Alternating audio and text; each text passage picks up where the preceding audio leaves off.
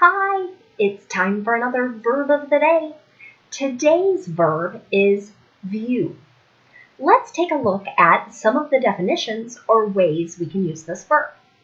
The first way you might hear the verb view used is to mean to look at or to inspect something.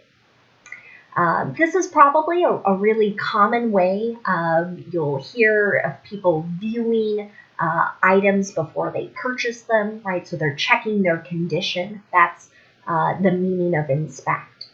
A second way to use the verb view is to mean to see or watch. Sometimes you'll hear this verb view used to describe the action of watching sports, television, or movies. A third way to use the verb view is to mean to regard in a particular way or with a certain attitude. So our first couple definitions here really focused, again, on this action of using our eyes to look, to see, to watch. And this third way is not so much a action we can see with one's eyes, but sort of how do you feel about a certain topic? What is your opinion of it? View is a regular verb. To make the progressive tense, we're just going to add ing to form viewing. The past tense and participle forms of this verb are made by adding ed.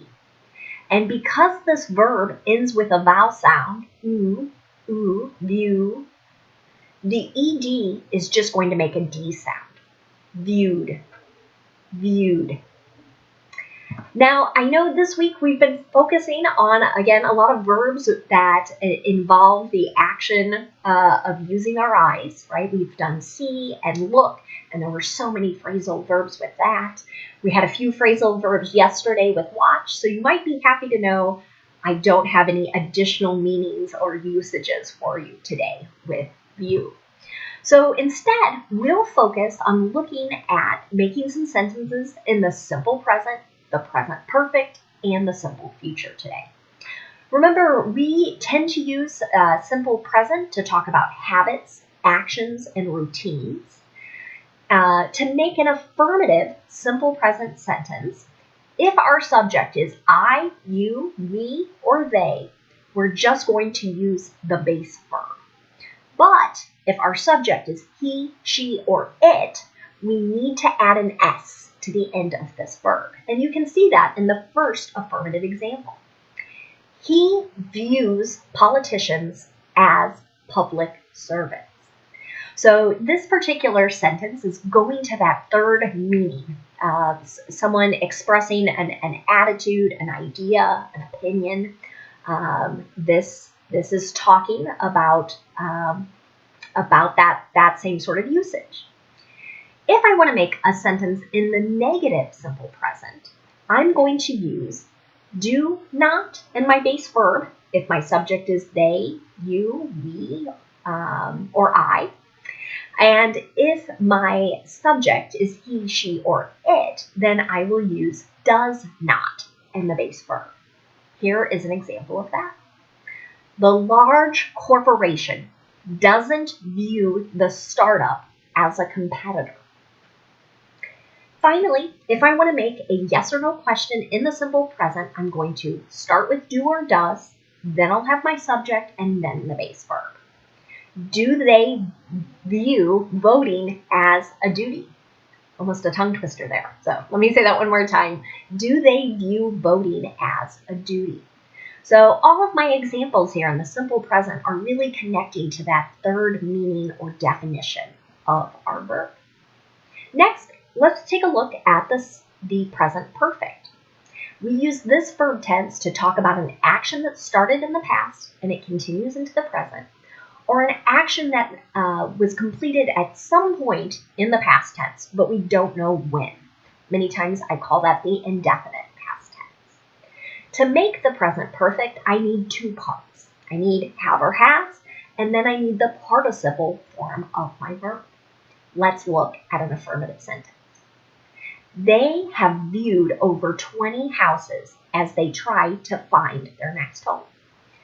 So again, I see this sentence is going back to kind of our first meaning, where they're looking at, they're checking, they're inspecting different houses as they decide which one they're going to buy. If I want to make a negative sentence in present perfect, I need to insert not after have or has. And you might hear native speakers use the contraction forms haven't or hasn't. Here's an example. She hasn't viewed the movie yet. Again, this would we could make the same sentence with the verb watch. She hasn't watched the movie yet. Those two sentences would have the same meaning. Finally, if I want to make a yes or no question in the present perfect, I'm going to start with have or has, then I'll have my subject, and then the base verb. Has the government viewed this as a crisis? Right? So again, sort of asking about their attitude, their opinion. Let's go to simple future. And today we'll make simple future sentences using be going to in our base verb. So for this form of the simple future, we're going to use a present form of be, that's am, is, or are, depending on what our subject is. And then we'll have the exact same structure after that. It's going to and the base verb. Let's look at a sentence. People are going to view new movies at drive-in theaters. So here we might be discussing someone's plans. They don't feel safe in walk-in movie theaters, so they think, I'll stay in my car, I'll be outside, I'll be away from other families, so as not to be worried about catching COVID-19. If I want to make a negative sentence in the simple future, I just need to insert not after the be verb. Let's look at an example. The family isn't going to view the deceased. So this particular usage, again, might go back to that definition of look. And you sometimes will hear the word view used in connection to funerals. So this sentence is talking, they have maybe decided to have a closed casket so that the person who has passed away won't be visible. Each family kind of makes their own decisions, and sometimes the person who has passed has expressed his or her own wishes as well. Finally, let's make a yes or no question in the simple future. We'll start with be, then we'll have our subject, then going to and the base verb. Is history going to view leaders' responses to the pandemic positively? So again, we're kind of reflecting into the future. What will people say about what has been happening now and in the last few months? Now let's take a look at some words that are connected to our verb view. And the first word we're going to look at is just the noun form of this word. Same pronunciation, same spelling. Just like our verb, it can have a few different meanings.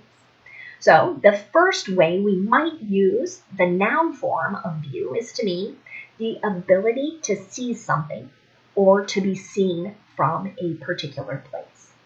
So you might hear someone say, let's get a closer view. I could say, let's get a closer look. They would have the same meaning as well. Another way to use the noun view is to mean an attitude or opinion. Again, this connects back to that third verb definition we looked at the beginning of the video. So this particular usage you can see in the sentence, what are her views on the election? What are her opinions? Okay. The last way we're going to look at the noun view is to mean the sight of attractive natural scenery. So here's an example of that. At the top of the mountain was the most beautiful view. You might hear people talk about the view from a particular place that they're staying or maybe even their home. That always has a really positive connotation to it. The next noun we're going to take a look at is viewing. Right? So this is our progressive form, but it can also be used as a noun, as a gerund. But it can have a couple different meanings that I thought I should point out as well. So viewing could be the action of inspecting or looking at something. And we can see that in the first sentence here. Art museums are holding online viewings. So again, due to the pandemic, many people are not going into museums. So museums have decided to invite people to look at and inspect certain things online. A second way to use viewing is to talk about the ceremony of paying one's respects to a deceased person. That kind of connects back to the negative simple future sentence we just talked about a few minutes ago. So as you maybe hear of news of someone's passing, someone might share, or you might see this sentence in a newspaper or obituary, there will be a viewing from 1 to 3. Another related noun is viewers, and it simply means a person who views. So many times you'll hear this used connected to people who watch things on TV. So here's an example sentence. Netflix has stopped offering free trials to U.S. viewers. So Netflix is a streaming service that has occasionally had a period of time where someone can watch for free to see if they like it before purchasing a membership. And I just saw this headline recently that was announcing that they are stopping this practice. The last noun we're going to look at is viewership. Its meaning is referring to a television audience. And many times we're talking about either its size, so how many people were watching this particular thing on television, or what types of people were watching this thing on television. That's what makeup means. So an example sentence with viewership would be, viewership for all professional sports is down. And again, this was something I saw mentioned in the news. TV viewership, so the audience, right? The size of it has been much smaller this year than last year or before the pandemic. Thanks so much for watching today's video. I hope you have a great day.